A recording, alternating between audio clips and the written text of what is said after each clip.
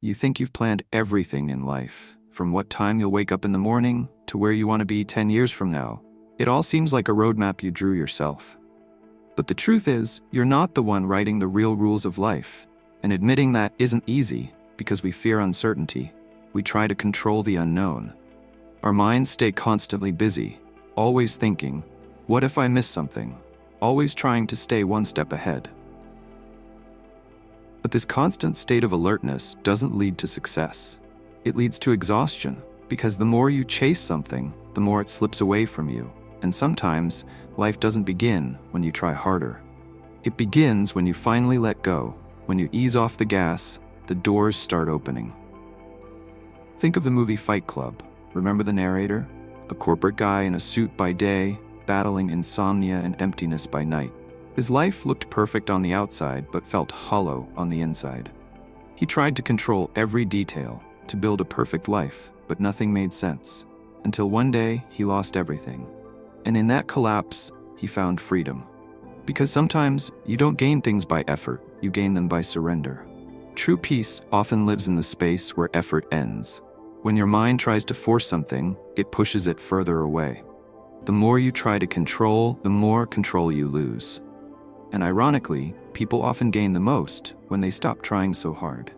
Just look at your own life. Haven't your best ideas, your most meaningful friendships, your most magical moments come when you weren't planning them? If you pause for a second, you'll see that the things you forced often drained you, but the things you allowed nurtured you.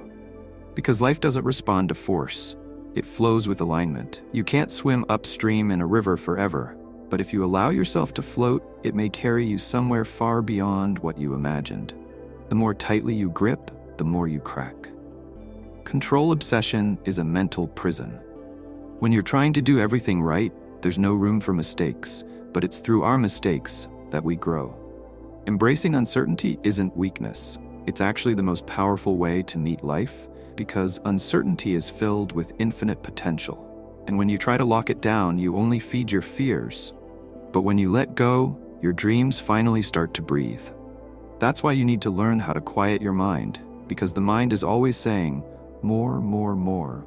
But your heart gently whispers, this moment is enough. And to hear that whisper, you have to slow down, you have to open the door to stillness, because peace isn't found in noise. It lives in silence. Letting go isn't giving up, it's trusting. Trusting yourself, trusting life, trusting the timing. Sometimes, not knowing when something will happen is what allows it to happen. Sure, have goals, but don't let those goals choke you. Being on the path is just as valuable as reaching the destination. If you live in constant fear of the future, you'll miss the only thing that actually exists, the present moment. Not the weight of the past, not the shadow of the future. Just this breath, just this awareness, just this now. Even in relationships, when you stop trying to control others, when you accept people as they are, that's when real connection happens. Because true closeness is born from ease, not pressure. When you allow uncertainty, people feel free to be themselves. And where there is freedom, love can grow. So here's the one question I'll leave you with. Are you trying to hold life together? Or are you dancing with it? Because life is not a project you manage, it can be a song you flow with. But only if you let it, only if you release it, only if you accept it, just as you are. And maybe, just maybe, that's when you'll truly begin to live.